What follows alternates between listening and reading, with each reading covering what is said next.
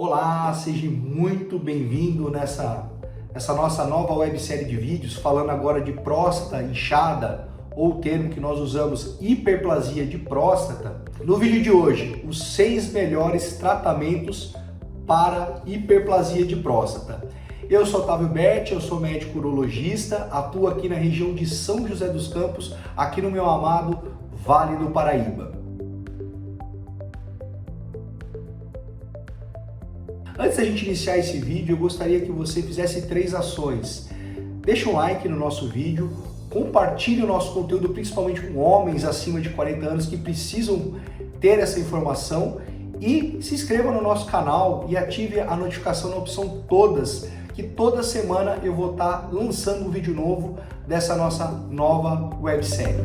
Quais são os melhores tratamentos disponíveis hoje para aqueles homens com hiperplasia de próstata ou próstata inchada que nós dispomos aqui no Brasil e no mundo? Existem várias condutas e essas condutas elas vão depender muito dos sintomas do paciente, da gravidade desses sintomas, se esse paciente realizou algum tratamento e esse tratamento teve sucesso ou não. Então existem várias condutas. Então eu vou citar uma a uma as 6 melhores condutas, melhores tratamentos que existem para próstata inchada. O primeiro, que seria a vigilância ativa ou espera vigilância, no inglês Active Surveillance, seria uma observação vigilante de alguns pacientes que iniciam com sintomas leves. Se você está acompanhando a minha série de vídeos, no último vídeo que eu lancei, eu falei sobre aquele score de sintomas prostáticos que a gente classifica em sintomas leves, moderados e graves. Isso vai depender muito da intensidade e da frequência dos sintomas, como chato enfraquecido, dificuldade por urinar, o paciente acorda várias vezes à noite, o paciente urina com muita frequência, vai várias vezes ao dia, sintomas de urgência, etc. Então, dependendo do score desses pacientes, quando esse score são considerados por nós, urologistas, sintomas leves, que a gente classifica sintomas abaixo de score 8, a gente consegue observar esses pacientes, a gente consegue acompanhar esses pacientes anualmente.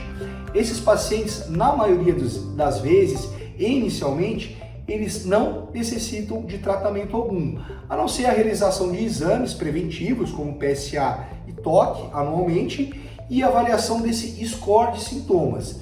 Havendo a progressão da doença, a gente aí sim, esse score passando para moderado a grave, a gente começa o tratamento medicamentoso. E o segundo item realmente seria o tratamento com medicamentos. Um medicamento que eu gostaria de falar muito seriam os antagonistas dos receptores alfa-adrenérgicos. O mais conhecido, que a gente tem mais disponível no Brasil, seria a doxazosina e a tansulosina. Então, esse medicamento 2, os antagonistas dos receptores alfa, eles agem na musculatura, nos receptores alfa da musculatura da bexiga e no estroma, que seria no interior da próstata. E também agem na uretra, provocando um relaxamento dessa musculatura da bexiga, né? Ou seja, aquele colo vesical às vezes está hipertônico, dificultando a saída da urina, ele dá uma relaxada no esfíncter, que é na válvula que faz o controle da saída da urina, e também um relaxamento prostático. Esses pacientes, normalmente nós tratamos os pacientes com sintomas moderados a graves, com esses receptores, com esses antagonistas dos receptores alfa. A doxazosina, ela não é seletiva, ela atua em receptores alfa de todo o organismo. Então ela pode levar a alguns efeitos colaterais, como hipotensão, que é uma queda brusca de pressão, e até desmaios. Pacientes idosos devem usar esse medicamento em doses menores e com cautela por riscos desses efeitos adversos. Uma outra opção de tratamento que a gente tem também seria a tansulosina, que ela é mais específica para os receptores alfas da bexiga e da próstata e da uretra. Então ela minimiza esses efeitos colaterais de hipotensão e desmaio. Na população idosa, nós recomendamos normalmente a utilização da tamsulosina por ter menos efeitos colaterais.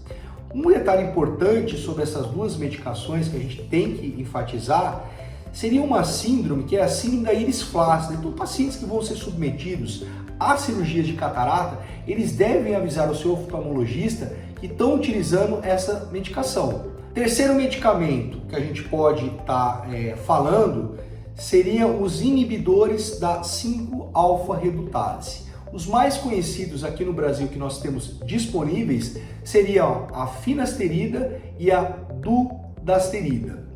Na verdade, esse tratamento, o que esse medicamento faz?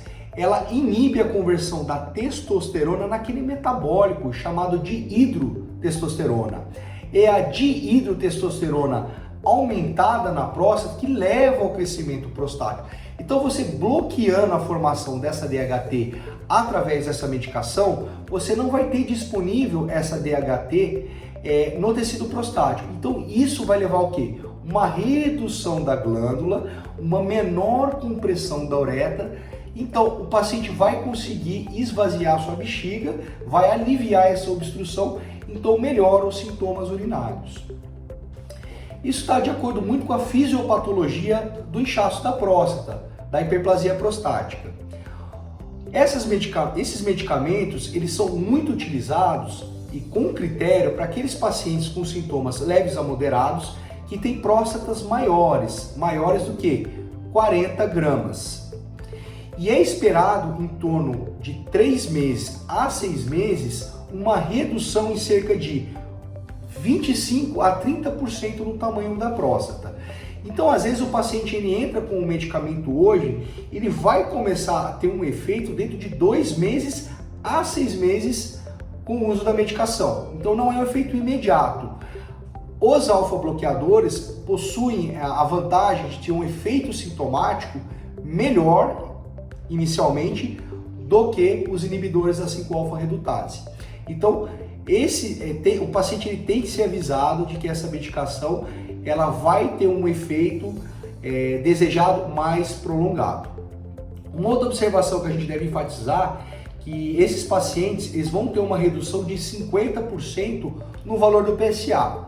Exemplo prático, o paciente chega para você depois de 6 meses com PSA de 2,5. Então, na verdade, esse PSA de 2,5 não é o PSA real. O PSA real você deve multiplicar por 2. Então, tem que ter muito cuidado nesses pacientes em relação à prevenção do câncer de próstata. Muitos pacientes usando essa medicação vão ter uma redução de 50% do seu PSA e o seu urologista, lógico, ele vai estar sabendo disso, ele vai saber que esse valor não é um valor real, e sim é um valor devido ao uso da medicação.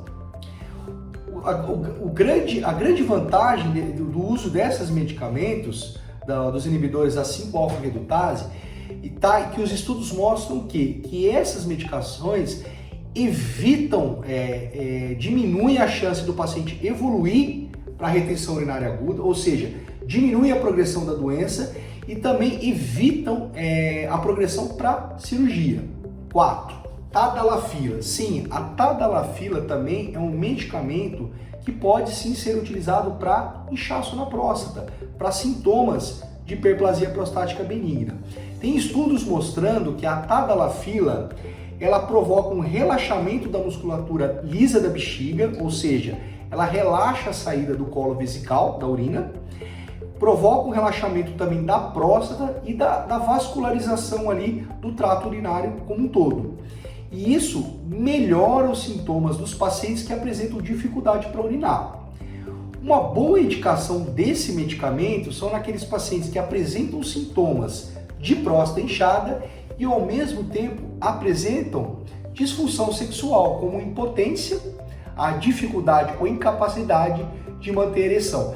Então, esse medicamento, o perfil do paciente para o uso da tadalafila está naqueles pacientes que têm próstata inchada, sintomas de próstata inchada e disfunção erétil associada. Um outro medicamento também que a gente usa na nossa prática clínica, o 5º medicamento, seria os anticolinérgicos, como o Retemic, que é a oxabutinina, a solifenacina, a darifenacina, que são medicamentos que diminui a contração detrusora. Muitos pacientes que apresentam próstata inchada têm sintomas que a gente chama de sintomas de armazenamento. Urgência para urinar, vai a todo momento ao banheiro, levanta várias vezes à noite, o que compromete a qualidade da sua vida. Isso se deve muitas vezes à contração da bexiga, por uma hiperatividade associada ao inchaço da próstata ou até mesmo por uma obstrução crônica prostática que leva uma lesão dessa musculatura da bexiga, levando como se fosse uma arritmia da bexiga. Então, esses anticolinérgicos eles podem ser usados para pacientes com próstata inchada com esses sintomas dito irritativos. Atentar para o fato de que essas medicações podem causar alguns efeitos adversos, principalmente boca seca, constipação intestinal. Um outro medicamento utilizado na nossa prática clínica também, por alguns colegas, é o salpalmeto. Ele pode melhorar os sintomas relacionados à próstata inchada, porém não há estudos comprovando a sua real eficácia em relação ao placebo. Talvez a melhora que alguns pacientes relatam em relação ao salpalmeto seria mais por um efeito placebo dessa medicação. Então, resumindo, os 6 melhores tratamentos para hiperplasia de próstata. 1. Acompanhamento para pacientes com sintomas leves. 2. A utilização da doxazosina ou tansulosina que melhoram os sintomas do paciente. 3. Os inibidores da 5-alfa-redutase, como a finasterida, dudasterida, que diminuem o tamanho prostático e evitam a progressão da doença. 4. Aqueles pacientes com disfunção sexual associada, você pode usar a tadalafila. 5. Os anticolinérgicos como o Retemic, naqueles pacientes com sintomas de urgência. E 6. O salpalmeto, mais como efeito placebo. E aí, esse vídeo foi interessante para você? Esse conteúdo está te ajudando? Então compartilhe o nosso conteúdo, participe do nosso canal se inscrevendo nele e deixe os seus comentários que assim que eu puder eu vou respondê-los. Agradeço mais uma vez pela sua atenção e te espero no próximo vídeo. Tchau, tchau!